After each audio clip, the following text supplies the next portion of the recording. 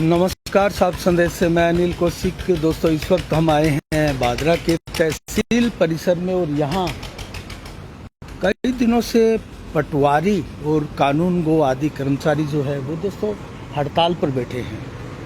और यहाँ आप देख सकते हैं लगातार इनका धरना प्रदर्शन जो है वो जारी है। उनसे भी जानेंगे। और आज दोस्तों बजरंग सहारण भी इनको यहाँ समर्थन दे रहे हैं और उन्होंने एसडीएम कार्यालय में अभी ज्ञापन भी सौंपा है। दोस्तों, फसल बीमा क्लेम को लेकर, गिरदावरी को लेकर और क्रॉप कटिंग को लेकर।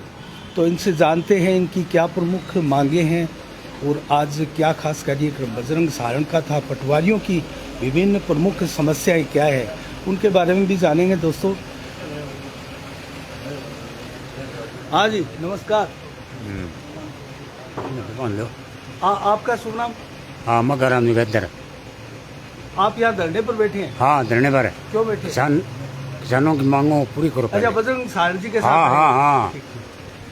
चलो बात करते हैं दोस्तों, पटवारियों से भी बात करेंगे। यहाँ बजरंग सहारण भी बैठे हैं, हम उनसे भी जानेंगे। सर, आपका नाम? राजेंद्र पटवारी, पटवार संघ उपशाखा अध्यक्ष। तो सर, कितने दिनों से आपकी ये हड़ताल जारी है और क्या क्या प्रमुख मांगे? हमारे 12 दिन से हड़ताल है। जो मुख्यमंत्री साहब से समझौता हुआ था वो लागू करने के लिए हम बैठे हैं। क्या समझौता था? किस प्रकार की वादा खिलाफी हुई है? हमारे समझौता था कि सीधी भर्ती आरटीएस के अंदर 100% भर्ती हो जाए नायब तहसीलदार से तहसीलदार की, और नायब तहसीलदार प्रमोशन से पदोन्नति होना चाहिए पूर्ण, और पटवारी का वेतनमान L8 और वरिष्ठ पटवारी समाप्त करने का समझौता हुआ था। अच्छा, ये समझौता हुआ। हाँ। इसमें सरकार का तो आश्वासन भी था आपको? आश्वासन भी था और मुख्यमंत्री महोदय ने यश भी कर दी थी कि हम आपका लागू करवा देंगे, पर ये विभाग नहीं कर रहा। वित्त विभाग क्या मानते, क्या पेच रह गया इसमें? ये तो वही जाने जो करने वाले क्या मांग रहे हैं, या फिर मनसा ठीक नहीं है? मनसा ठीक नहीं है उनकी। मनसा ठीक नहीं। जब मुख्यमंत्री महोदय ने लागू कर दिया तो वो कर नहीं रहे अभी। तो क्या पटवार संघ क्षेत्रीय विधायक बलवान पुनिया से मिला था? उन्होंने आश्वासन कोई दिया था? हाँ, उन्होंने कहा था कि करवा देंगे मुख्यमंत्री जी से मिलके। हम गए थे 2 अक्टूबर 2021 में, जब पूर्व में उन्होंने समझौता किया था, तो मुख्य विधायक जी से मिलके और ज्ञापन दिया था मैंने, और वो अगले दिन गए थे उनके पास। फिर क्या हुआ? वो नहीं हुआ अभी तक। तो उन्होंने किया कि हाँ करवा देंगे। और आपके पास विधायक जी भी नहीं आए यहाँ पर? अभी तक नहीं आए। कोई और नेता विपक्ष का या कोई नेता आया? कोई नेता नहीं आया। आज बजरंग सहारण आज ही आए हैं। और कोई नेता यहाँ पर आपके पास धरने में नहीं आया आज। तो क्या मानेंगे इसको आप? हम तो हमारा आंदोलन अनुरोध जारी रहेगा जब तक हमारी मांगे पूरी नहीं होगी। कर्मचारियों की आवश्यकता नहीं है वर्तमान विधायक या पूर्व विधायक या किसी नेताओं को? आवश्यकता तो कर्मचारियों में रहेगी, आवश्यकता समाप्त थोड़ी हो जाएगी। वो तो वो जाने, हम तो हमारा काम कर रहे हैं। चलो, हम बजरंग जी से भी जानते हैं। बजरंग जी लगातार भिरानी में धरना प्रदर्शन कर रहे हैं और लगभग 26 दिन हो गए दोस्तों भिरानी में किसानों की सिंचाई की मांगों को लेकर। बजरंग जी आज भी यहाँ ज्ञापन देने के लिए आए थे, तो उनसे जानेंगे। वापस कॉल बैक करता हूँ। हेलो। तो दोस्तों, जिस प्रकार से फसल बीमा क्लेम हो, क्रॉप कटिंग हो, गिरदावरी हो, इसको लेकर आज ज्ञापन दिया है। हाँ बजरंग जी, नमस्कार। अनिल जी नमस्कार, आपको और आपके तमाम दर्शकों को। अनिल जी, जैसा कि आज के ज्ञापन की अगर हम बात करें, लंबे अंतराल से क्षेत्र में बरसात नहीं हुई। इससे क्या हुआ, जो फसलें हैं, फसलों को पानी मिला नहीं। नहरों की हालात देख ही रहे हैं हम। फसल समय से पहले पक गई और बिल्कुल ही नाम मात्र फसल हुई। गिरदावरी हो नहीं पा रही। राजस्व विभाग के पटवारियों की और जो कृषि पर्यवेक्षक हैं, इनकी मांग जायज़ है। जब इनका समझौता हो चुका है लिखित के अंदर सीएम साहब के साथ में, परंतु वो समझौता अगर लागू नहीं हुआ, अब किसान जो है वो फसल काट के अपने घर पर ला रहा है। परंतु बीमा क्लेम की अगर हम देखें, यानी कि ये बीमा क्लेम बनेगा अपना 0।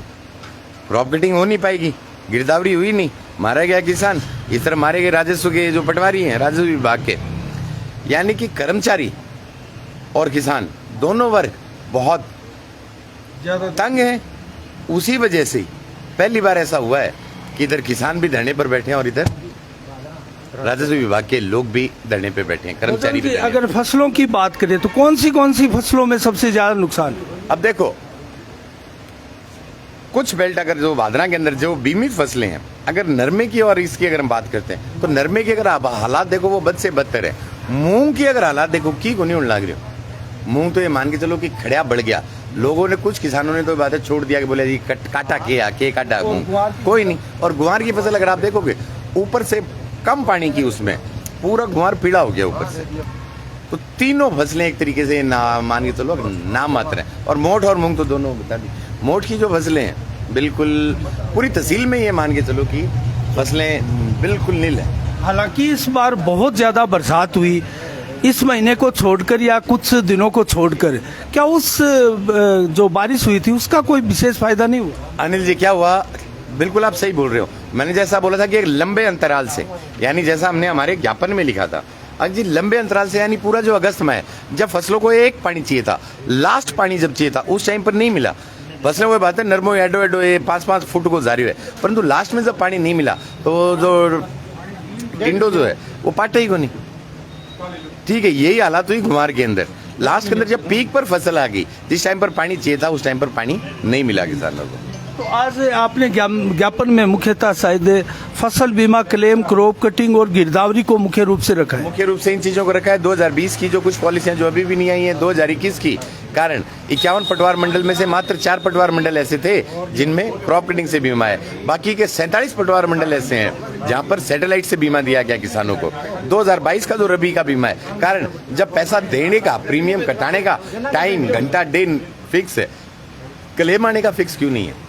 बीमा कंपनी कोई ना कोई बहाना निकाल के, और हमारे चुने हुए प्रतिनिधि भी कंपनियों के साथ में मिलके किसानों के साथ घोटाला कर रहे हैं। जैसा कि 20 सितंबर को एक खबर आई थी, 20 सितंबर को एक खबर आई थी कि जी भादरा में एक भी किसान की उस पर आपत्ति नहीं है, पटवार मंडल में आपत्ति नहीं है, परंतु जब बीमा आता है उस समय पता चलता है कि 51 में से 47 पटवार मंडलों में आपत्ति लगी। लेकिन क्षेत्र की विकास पुस्तिका आती है तो उसमें ऊपर ही ऊपर फसल बीमा क्लेम का मामला होता है। जी, फसल बीमा क्लेम 2020 के लिए लगातार अभी भी हम 3 मुकदमे झेल रहे हैं। 2020 के लिए भूख हड़ताल की हुई थी, हमारे साथ गोदारा जी पीछे बैठे हुए हैं, 68 साल की उम्र के अंदर ये भूख हड़ताल पर बैठे थे। 2020 की अभी भी कुछ पॉलिसियां बाकी है। 2021 का तो सारा सैटेलाइट पर आया हुआ है। अनिल जी कौन से विकास पुस्तिका की बात कर रहे हो? वो विनाश पुस्तिका है। जैसा उनको लिखना चाहिए वो ठीक इसके विपरीत है। अब रबी 2022 के बीमे की बात करें, अभी भी किसानों के खातों में नहीं आया है। 2021 का जो रबी का बीमा है अभी तक PDF फाइल तक जो है वो जो डेटा है वो शेयर नहीं हुआ है किसानों के बीच में। रही बात जीता जागता उदाहरण, सब गिरदावरी नहीं हो पा रही है, विकास कहाँ है? वो विनाश पुस्तिका है तहसील की, जिसको हम आने वाली 11 तारीख को खुले मन से उस पुस्तिका को पाड़ने वाले हैं। अच्छा, जो आपने सोमवार को महापंचायत बुलाई है उसमें क्या करने वाले हैं? क्या मांगे बदलने वाली है आपकी, या धरने का स्वरूप बदलने वाला है? क्या करने वाले हैं अनिल जी? अब करेंगे तो ये, हम कुछ नहीं करेंगे, वो करेगा प्रशासन। अब जो इनको करना है प्रशासन अपली पर आओगा, परंतु पंचायत तो आपने बुलाई। लड़ाई आर पार की होगी अनिल जी 11 तारीख को। बात ये क्लियर है, लड़ाई आर पार की होगी। या तो हमें पानी दो, चकबंदी, मुरबाबंदी, किलाबंदी और बारीबंदी करो। हमारी तमाम समस्याएं 21 दिन, जैसे पहले नहर चलती थी लगातार, 21 दिन हमारी नहर चलाओ। ये बिल्कुल जायज़ मांगे हैं, हर किसान की मांग है, हर उस युवा बच्चे की मांग है। वही बात है जो सपने देखते हैं कि हाँ जी अपना खेत में दाना होएगा और मैं पढ़ाई लिखाई करके कोई नौकरी लगा, कोई बिजनेस करा, कोई प्राइवेट सेक्टर में जाऊँ, कोई और फील्ड में जाऊँ। इन सपनों को जो चूर किया जा रहा है, ये सपने चूर नहीं होने देंगे। इसलिए मैं कह रहा हूँ लड़ाई आर पार की हुई। भादरा में अगर किसी नेता के पास यूथ ब्रिगेड की बात करें तो वो बलवान पुनिया बना रहे हैं जी। आप युवाओं की बात कर रहे हैं जी। अब उस यूथ ब्रिगेड का जो ऑब्जेक्टिव जो है, अगर गांव में ये नेता हमें जब जाके कोई कोपड़ा ठाना रो, कोई गिलासिया ठाना रो, आंगा नारा लगाना रो, तो ये तो यूथ ब्रिगेड का मेरे को एक बच्चा ऐसा बता दो जिसको इन लोगों ने कहीं पे रिकमेंड किया हो नौकरी के लिए। उस यूथ ब्रिगेड का काम क्या होगा? उस यूथ ब्रिगेड का काम होगा गांव से लाके जनता को वोट गिरवाना, इनके झूठे नारे लगवाना, बात खत्म। इन्होंने इनकी अगर ऑब्जेक्टिव देखोगे, इसके अंदर ऑब्जेक्टिव में तो कहीं नहीं लिखा हुआ ना अगर हम इन बच्चों को कौशल या फिर कोई प्रशिक्षण दे रहे हैं। ये बच्चों को ना तो कोई प्रशिक्षण दे रहे हैं, ना ही कोई कौशल विकास की बात कर रहे हैं, ना ही किसी तरीके की इनको कोई सरकारी सहायता मुहैया करवा रहे हैं। ये तो सिर्फ अब ठीक है बोला गाँव में जाके 15-20 टाबरान बुढ़ा के बुढ़ा डाला टाबर बेचारा कॉलेज में पढ़निया और बाद में कॉलेज मांगनू वोट डा ले लिया, सिंपल। ये सिर्फ इनको यूथ को यूटिलाइज करने की बात करने हैं, ना कि उन बच्चों का कोई भविष्य बनाने की। तो आगे क्या आप भूख हड़ताल करेंगे? ये तो 11 नहीं बताऊंगा अनिल जी साहब, इतना मैं की कौन बोलना। सस्पेंस रखेंगे? बिल्कुल सस्पेंस रखांगा। आंगन जो सामान है ये मान लिया कि बता देंगे मार्कन इतो सामान है, फिर मैं आंगन बताऊंगा मार्कन इतो है। जब मार्कन ज्यादा हो तो मैं जीतम, आंगन ज्यादा हो तो ये जीतम। तो यह है अनिल जी के लिए। चलो बहुत बहुत शुभकामनाएं। आपका शुभ नाम सर? बलवंत मोटसरा, पटवारी है? गिरदावर। गिरदावर है। क्या कहेंगे आप बलवंत? हमारी साफ सुथरी मांग पर लगातार आज बार में धरना चल रहा है, और जब तक हमारी मांगें पूरी नहीं होंगी तब तक हम तब तक धरना जारी तब रहेगा। तक आंदोलन रहेगा। तो क्या प्रदेश व्यापी है ये? जयपुर में भी इसको लेकर प्रोटेस्ट हुआ, आप गए थे क्या? बिल्कुल गए थे जी, ये प्रदेश व्यापी आंदोलन है। प्रदेश व्यापी आंदोलन। तो आपको लगता है सरकार, क्योंकि अब चुनाव भी है दिसंबर माह में संभवतः, तो आपको लगता है ये मांगे मान लेंगे या फिर उस पर पूर्णतः अमल हो जाएगा? अगर मांग भी लेते हैं तो क्या अमली जामा पहना देंगे उस मांगों को? अब की बार बिना आदेश के हम आंदोलन समाप्त करने वाले नहीं है। समझौता तो बहुत पहले आश्वासन तो मिल जाएगा आपको? नहीं, हम आश्वासन से नहीं मानेंगे। अब की बार हमें आदेश करवा के ही मानेंगे। आदेश करवा के ही धरना हटाएंगे? जी जी। तो और बादरा में ये जो धरना चल रहा है वो भी जारी रहेगा? ये पूरे स्टेट लेवल पर चल रहा एक है। प्रकार से पूर्णतः कार्य बहिष्कार है? बिल्कुल पूर्ण बहिष्कार है। तो ऐसे में कोई सरकार एक्शन भी तो कर सकती है? वो तो आप प्रदेश कार्यकारिणी सोचेगी, उनका जो निर्णय होगा उसी के अनुरूप चलते रहेंगे। तो उससे डर नहीं लगता? बिल्कुल नहीं लगता जी। कर्मचारी एकता जिंदाबाद। बलवंत जी, क्या कारण है कि राजस्थान में बात करें तो लगभग 2 दर्जन के करीब सरकारी कर्मचारियों के विभाग जो है वो विभिन्न मांगों को लेकर हड़ताल पर है?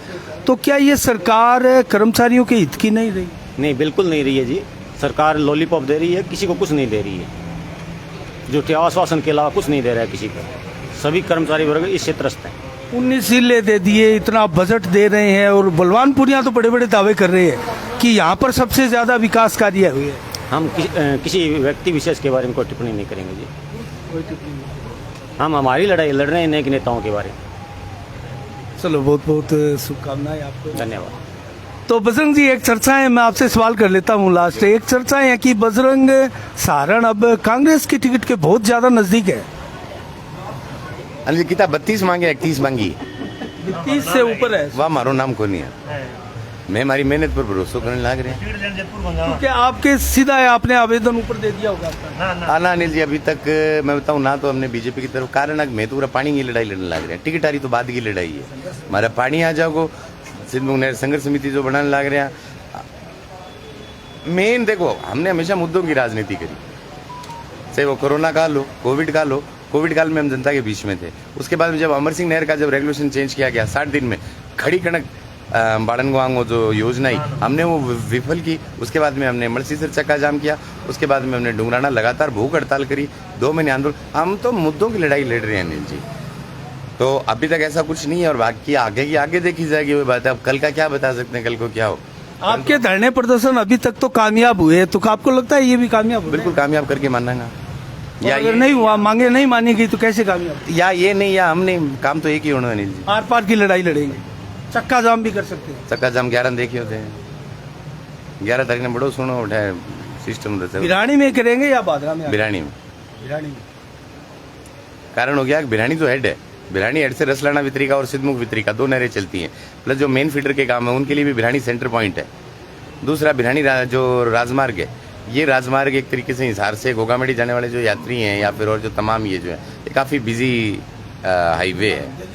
सिंचाई पानी को लेकर जो भाजपा की परिवर्तन यात्रा हुई तो एक 1800 करोड़ रुपए का फिगर हमने सुना था, तो उसके ऊपर आपकी भी प्रतिक्रिया आई थी, क्या मानते हैं? मोटा मोटी देखें तो ये 1800 करोड़ रुपए, हालांकि ये जो मेरी स्टेटमेंट है ये राजस्थान राजस्व सेवा परिषद जो इनके धरने से अलग है। आपके दर्शकों में बता दूं, आप इस धरने से वो ना जोड़ के देखें। अनिल जी का जो सवाल है, गोगामेडी में जो परिवर्तन यात्रा हुई थी, गोगामेडी परिवर्तन यात्रा में पूर्व मंत्री हमारे डॉक्टर राम प्रताप जी ने कहा था कि हमने 1800 करोड़ रुपए जारी कर दिए, परंतु नहरों पे एक पैसा भी नहीं लगा।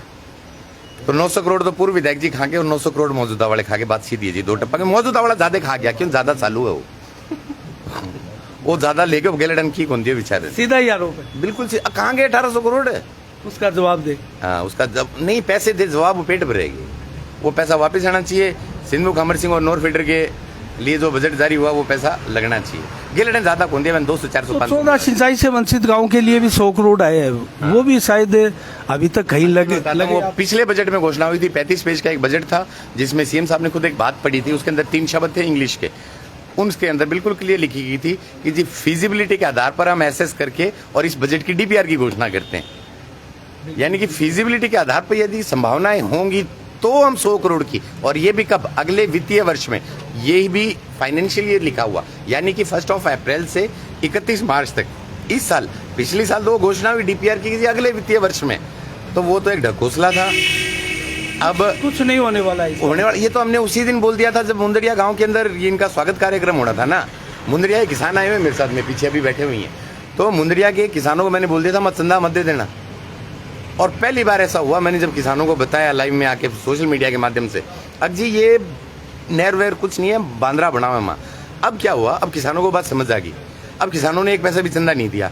एक कोई मास्टर हो बेचारो, वैन फोन फान करके बोले ट्रांसफर करा दूंगा चांदी को मुकुट गाल। अब इतो ठाडो सिरे 5 किलो चांदी आवे नहीं। अब वो बेचारो 5 किलो चांदी गाल दी, अब ट्रांसफर हो को नहीं।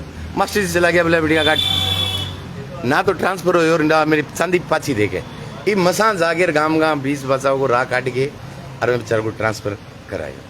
तो आप भी पिछले 6 साल से राजनीति कर रहे हैं, उन 14 सिंचाई से वंचित किसानों की क्या गलती है, क्या गुनाह है जो 25 वर्षों से ठगे जा रहे हैं नेताओं के द्वारा? 25 वर्षों से तो वो 25 वर्षों से सिद्धमुख नहर का किसान और 25 वर्षों से ही अमर सिंह का किसान ठगा जा रहा है। अगर हम देखते हैं अनिल जी, सिद्धमुख नहर को आज नेट 23 साल हो गए। 2002 में जब सोनिया जी आई थी, अभी तक यहाँ पर मैं छोटा सा उदाहरण बताऊं, अगर भिरानी माइनर है एक जी या तमाम जितना ही माइनर है, मोरिया नहीं है, ट्रैक्टर से उठा के पानी डालना पड़ता है उसमें, और फिर ये ट्रैक्टर पकड़े जाते हैं। अब जब किसान अपने हक का पानी ले रहा है, नोर जाके जमानत होती है किसान की और रावतसर जाके होती है ट्रैक्टरों की। इससे अच्छा तो आदमी मर्डर करते नहीं, बादराऊ जमानत हो जाएगी, बादराई जेल में रहने हुए। आपने पानी लगा लिया 2 बीघा में, तो रावतसर जाना पड़ेगा। आप देखो सिस्टम 25 साल के अंदर, जहाँ पहले पूरे महीने लगातार ये दोनों नहरें चलती थी पूरे महीने, अब फिर 21 दिन चली, उसके बाद में 35 दिन चली, अब तो 45 और 90 दिन का कोई हिसाब किताब ही नहीं है। गडरा, बानगढ़, जिलोदा, इधर डाणी बड़ी और आगे सुदानपुरा और ये जो तमाम गांव है, बुडेर है, इस तरफ अपन देखते हैं आसन है। इन गांव के अंदर आगे सिद्धमुख तक का भी, इन गांव के लोगों ने पानी देखा नहीं, इनको पता नहीं है कि पानी का रंग नीला होता है या ट्रांसपेरेंट होता है। कारण इनको सपने और सबज बाग दिखाए गए, इनकी जमीनों पे खाड़े नाले और नहरें तो निकाल दी गई, परंतु इनको हक नहीं दिया, भारी बंदी नहीं हुई। अब किसान, वही बात है, पूर्व सिंचाई मंत्री जी ने यहाँ पे एक स्टेटमेंट भी दी थी कि जी 1800 करोड़ रुपए है। पहली बात तो वो गए कहाँ, दूसरी बात 5 साल पहले तो आप ही सिंचाई मंत्री थे साहब, काम क्यों नहीं कराया? 5 साल पहले, 5.5 साल पहले आप सिंचाई मंत्री थे। हनुमानगढ़ जिले के लिए सिंचाई मंत्री होना एक बड़े गर्व की बात थी, पूरे बीकानेर संभाग के लिए गर्व की बात थी। और उस समय पर जब किसानों की समस्याओं का समाधान होना था, सब 30 दिन से 21 दिन पर ले आइए। तो किसानों का गला घोटने में किसी ने कमी नहीं रखी, ना गद्दाफी ने और ना ही पिछले वालों ने। जिस प्रकार से क्षेत्र के किसानों को कभी राक्षस बोला जाता है, कभी कुछ बोला जाता है, उससे किसानों की भावना तो आहत हुई। मेरे लिए भितरा बात पूछ ली। एक ने तो राक्षस बोला था, घुटनों के बल ले आए होंगे, हमने कही थी।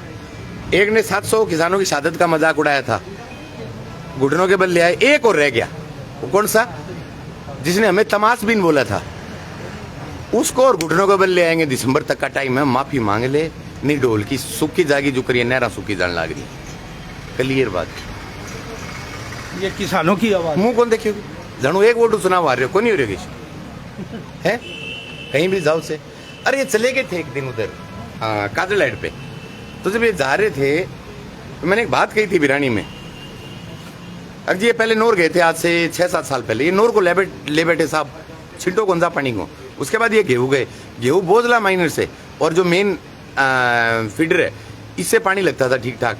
अब कुछ नहीं लग रहा वहाँ पे, किसानों को जमा बिरानी पड़े 100-2। ये फिर गेहूँ ने ले बैठा। उसके बाद इन्होंने डूंगराना धरना लगाया रसलाना हेड पे। अब डूंगराना में भी पानी नहीं है, रसलाना के नीचे जितनी भी गांव आते हैं उधर पानी नहीं जा रहा है। उसके बाद ये पिछले साल घूमने चले गए बिरानी हेड, इस बार बिरानी और इन गाँव को लेके बैठ गए। अब जब ये चले गए ना काजल हेड, इतना नरबाग आदमी है क्या बताऊं। मैंने हरियाणा में फोन किया, वहाँ मार लेगी छाया पड़ गई है, बच के नहीं ले बैठा वो थाने और में। तो ये तो नरबाग है। वहां जाके बोलते क्या, अरे जी बोले पानी को नहीं, अरे बेटी का बाप दिखने लग रहे हो तो पानी को नहीं, इतनी दूर तेल क्यों बाले फॉर्चूनर को, 5 की एवरेज दे हुआ विकास वो है फॉर्चूनर आरो बजरंग जी एक मेरी सवाल- सुनो तो डटो एक बार आके अनिल जी थे आपकी तो मनी बोलने दो यार। अब वहां जाके बोल रहे पानी नहीं है, उसके बाद ऊपर देखे क्या राम बरस जाएगा। मैंने एक बात कही थी माँ जी, राम अशोक गहलोत नहीं है तेरे कहने से बरस जाएगा, जी माँ होगी जब बरसेगो, राम भी कौन बरसो। फिर क्या बोले बीमो आ जाओ, अरे गिरदावरी होने कौन लग रही बीमो कठों आओगे। यानी कि किसानों को जो बरगलाने आन एक बात बताऊं, चुनाव में से आना से जीतना अलग बात है, परंतु इनका असली चेहरा जनता को दिखा रहे हैं और जनता अब जान चुकी है। अब ये किसान नेता छवि तो बिल्कुल जमा साफ होगी ना, कारण अब इन्होंने किसानों का जितना गला घोटा है।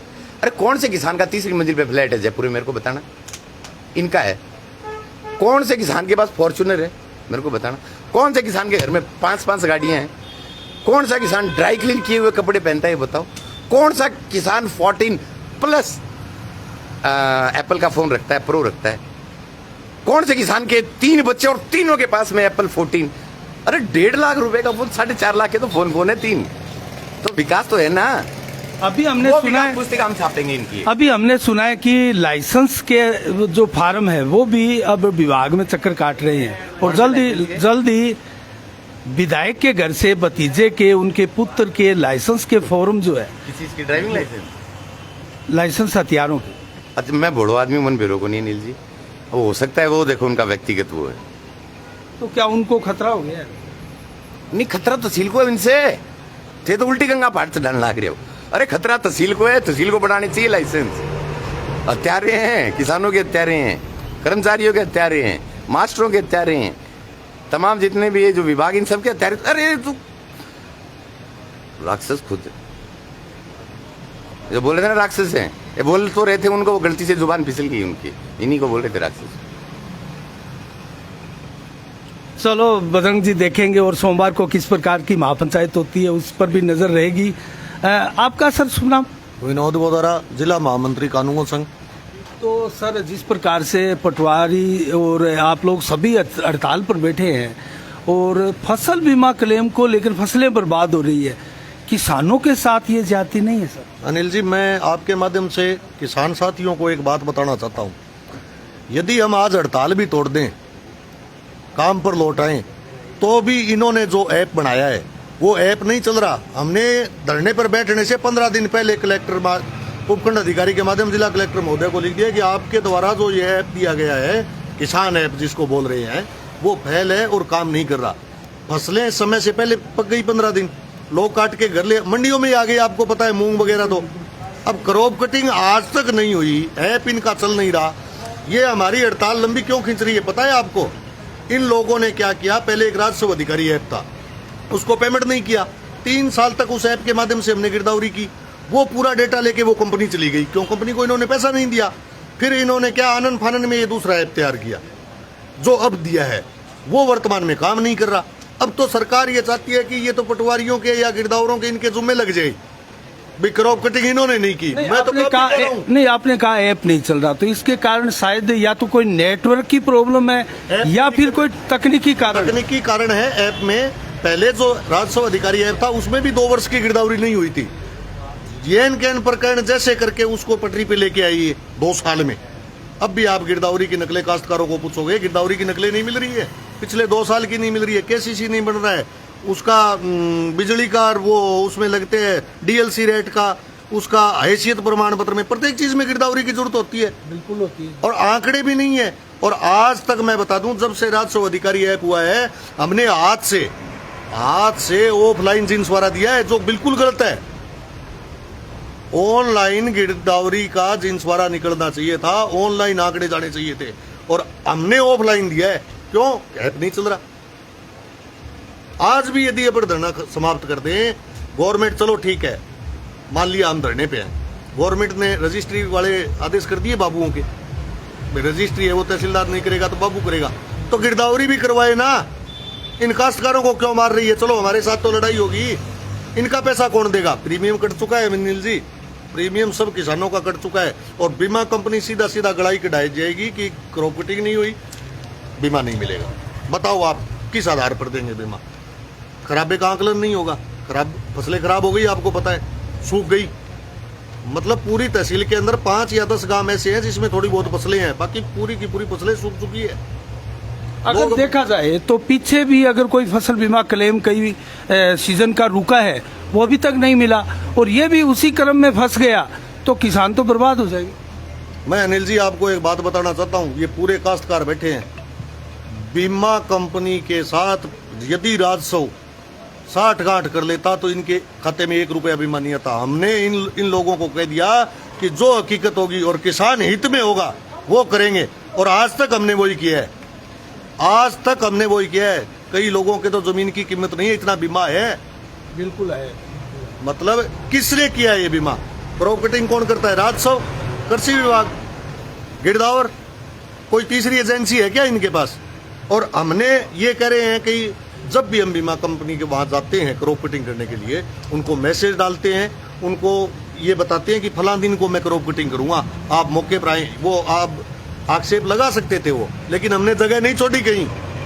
आज भी हमारे पास सारे सबूत है। ये लोग कह रहे हैं ना कि वहां सैटेलाइट से हो गया, वहां हमने टोटल बीमा कंपनी के एजेंट की साथ में फोटो है हमारे, ये झूठ नहीं बोल सकते कहीं। आप काफी अनुभव रखते हैं इस विषय का। एक सवाल हमारा बनता है, क्योंकि किसानों के हित में भी है, क्रॉप कटिंग और स्टेलाइट आधारित फसल बीमा क्लेम जो है वो आप तैयार करते हैं रिपोर्ट, किसानों के हित में कौन सी है? अनिल जी, मैं हित और अहित की बात नहीं है, काम सही होने से मतलब है। आप ये बताइए कि ऊपर से अब गूगल मैप से हम देखते हैं कि ये गली चली गई, ये इधर गली चली गई, इधर मकान आ गया, उस सैटेलाइट से फसल तो आप देख सकते हो कि खड़ी है, लेकिन फसल के कुछ लगा है नहीं लगा है उसका आकलन कैसे करोगे सैटेलाइट से? ये बता दो। ऐसा कोई आधार है क्या उनके पास कि वो ये बता दे कि 2 मण बिकेगी, 3 मण बिकेगी, 5 मण बिकेगी फसल हुई है? हरियाली, हरा घास तो अब भी खड़ा है, फसलें आज भी आप सैटेलाइट से ले लो, उसमें आएगी जड़ी हुई खड़ी है, फाल है ही नहीं, ना तो गुआर के है ना मूंग के, सब सूख गया। सैटेलाइट का आधार क्या हुआ? क्रॉप कटिंग ही इसका असली आधार था, और पहले भी क्रॉप कटिंग ही आधार था। लेकिन इन्होंने क्या किया कि जब हमने हाथ खींच लिए, हमने ये कहा कि हम तो जो सही है वो करेंगे। हो सकता है बीमा कंपनी ने ये, चलो मैं आपके माध्यम से बताता हूँ, 60-गांठ करने की ऊपर स्तर से भी बहुत कोशिश हुई, लेकिन राजस्व आज तक नहीं झुका, ना कृषि विभाग झुका। मैं मेरे डिपार्टमेंट की भी नहीं कहता, कृषि वालों भी क्रॉप कटिंग करते हैं। किसानों का 1 भी रुपया व्यर्थ नहीं जाए, प्रीमियम व्यर्थ नहीं जाए। हमने जो था वो लिखा है, और बीमा आपके सामने है, लोगों के खातों में आए। तो अगर इस लिहाज से देखा जाए और सरकार अगर किसान हितैषी है तो आपकी मांगे भी माननी जानी चाहिए। मैं आपको एक बात बताता हूँ, आप तो मेरे को ये बता दो कि गहलोत बार बार ये कह रहे मैंने कर्मचारी कल्याण के लिए ये कर दिया, वो कर दिया, ये कर दिया, वो कर दिया। आप एक भी किसी कर्मचारी संगठन की मेरे को डिमांड बता दो जो इन्होंने पूरी की हो। हमारी डिमांड नहीं है अनिल जी। हम आज जो बैठे हैं ना, मुख्य सचिव जो मतलब मुखिया होता है ब्यूरोक्रेसी का, सबसे बड़ा वही है, उससे बड़ा कोई नहीं है। दूसरा सीएम, और उसके सामने हमारा लिखित समझौता है, हम कोर्ट में भी लेके जाएंगे इनको। जब आप ये बताओ कि उस समय हमें मना कर देते कि भी आपकी डिमांड गलत है, हम नहीं करेंगे। हमने कैंप करवाए, आपको पता है, कैंप से 3 दिन पहले भी हम हड़ताल पर थे, टोटल कैंप करवाए हमने। उसके बाद 3 माह का समय लिया था, आज कितने दिन हो गए? सिर्फ उसमें से एक ऑर्डर किया है, नायब तहसीलदार के पद को राजपत्रित घोषित किया है इन्होंने। और आज भी हमारी जो बाकी की डिमांड है ना, 1 रुपए की भी वित्तीय डिमांड नहीं है, ये भी मैं आपको बता देता हूँ। कई बार किसानों को या दूसरे साथियों को ये होता है कि इनको इतना पैसे मिलते हैं, ये रामजादे हैं, ये फलाने हैं, ऐसी कई भाषाएं मैंने सुनी आपकी सोशल मीडिया के माध्यम से। मैं ये कह रहा हूँ, 1 रुपए की डिमांड नहीं है, 1 रुपए की। खाली आदेश मात्र से हमारा समझौता हुआ था। हमारी प्रमोशन से संबंधित मांगे हैं, हमारी दूसरे कैटेगरी की जो और मतलब वित्तीय डिमांड नहीं है, वित्तीय डिमांड नहीं है एक भी। तो आपकी इस हड़ताल में क्या तहसीलदार, नायब तहसीलदार भी शामिल है? जी बिल्कुल, वो हमारे 2 दिन क्लब डाउन हड़ताल में रहे थे, लेकिन चुनाव का कार्य हो जाने की वजह से चुनाव का हम बहिष्कार नहीं कर सकते, इलेक्शन का बहिष्कार नहीं कर सकते, इसलिए वो लोग क्या है कि काली पट्टी बांधकर हमारे समर्थन में इलेक्शन वगैरह का काम कर रहे हैं। तो अभी अगले महीने फिर आचार संहिता लगने वाली है और बहुत बड़े चुनाव है, तो आपको क्या लगता है, क्या कहेंगे? अनिल जी, यदि हमारे समझौता जो हुआ है वो लागू नहीं किया ना, तो ये कांग्रेस की कब्रगाह साबित होगा हमारा आंदोलन, आप याद रखना। हम भी इन लोगों से जुड़े हुए हैं, हमारे भी 10-10, 15-15 आदमी एक गांव में जानकार है। फर्क कितना है? 1% का। 49 वाला तो बैठा है, 51 वाला राज कर रहा है, इनको ले बैठेंगे हम। ये सीधी धमकी है बिल्कुल। देखो, लोकतंत्र के अंदर सबसे बड़ा कोई हथियार है तो मतदान, मत का प्रयोग, और हम हमारे मत का प्रयोग करेंगे। और पहले की तरह गहलोत जी को तो हमने पहले भी 156 से 56 लेके आए थे, हमारा नारा था कि 156 से 56, और इसको केवल 56 पे लेके आए थे। अब ये फिर वही चीज दोहरा रहा है, इस बार तो 40 सीटें भी नहीं आएगी। नहीं तो क्या गारंटी आने वाली सरकार आपका हित करेगी? मैं क्या कहूँ, हमारी कोई सरकार भला नहीं करती। कर्मचारी को जो कुछ भी मिला है संघर्ष के बाबत मिला है, लड़ना हमारा काम है। कौन देता है अनिल जी? कोई नहीं देता। चाहे सरकारें कोई भली नहीं है, हम ये नहीं कहते ये वो भला करेगा। पिछली सरकार ने भी हमारा कुछ बुरा किया था, उन्होंने कुछ आदेश भी किए थे, हमारा फायदा भी किया था। फायदा नुकसान अलग बात है, हमारा काम है संघर्ष करना। जब भी कोई हमारे ऊपर अन्याय होता है तो हम संघर्ष का रास्ता अपनाते हैं। और आज हम देख लो, आप 12वां दिन हो गया, हमें 12वां दिन हो गया, 12 दिन से बैठे हैं। किसानों को क्या संदेश मैसेज देना चाहेंगे आप? मैं तो ये कहता हूं कि किसान सड़कों पर उतर जाए और अपनी क्रॉप कटिंग चाहे किसी भी तरीके से करवाएं, वरना बीमा नहीं मिलेगा किसी को और ये लोग गड़ाई कटा के चले जाएंगे। सरकार अपने माध्यम से चाहे किसी से करवाए इनकी क्रॉप कटिंग। अभी तो खेतों में फसलें हैं, कुछ कट गई होगी, लेकिन कुछ क्रॉप कटिंग के प्लाट कटने के लायक या क्रॉप कटिंग करने के लायक चीजें अभी भी मौजूद है मौके पे। ये समय निकल गया तो इनको 1 रुपया भी बीमे का नहीं देगी कंपनी। चलो, बहुत बहुत धन्यवाद आपका। तो दोस्तों, आपने देखा किस प्रकार से पूरी जो मांग है वो बताइए, और जो दर्द है दोस्तों कर्मचारियों का, वो दर्द आज बयां किया है ये लीडर है। जिस प्रकार से पटवार संघ और विभिन्न जो संगठन जो है वो हड़ताल पर बैठे। और दोस्तों, मैं आपको एक चीज़ बताऊं तो दर्जनों एक प्रकार से पूरे राजस्थान के विभाग जो है वर्तमान में हड़ताल स्ट्राइक करने के लिए, धरना प्रदर्शन करने के लिए मजबूर हो रहे हैं। और आज भी ये देख सकते हैं लगातार धरना प्रदर्शन इन कर्मचारियों का जारी है। राजस्थान राजस्व सेवा परिषद के बैनर तले पेन डाउन स्ट्राइक जो है वो लगातार जारी है। 28 अगस्त से लगातार ये अनशन जो है वो आपको दिखाई दे रहा है। इसी के साथ साफ संदेश से मैं अनिल कौशिक, नमस्कार, जय भारत, जय जय।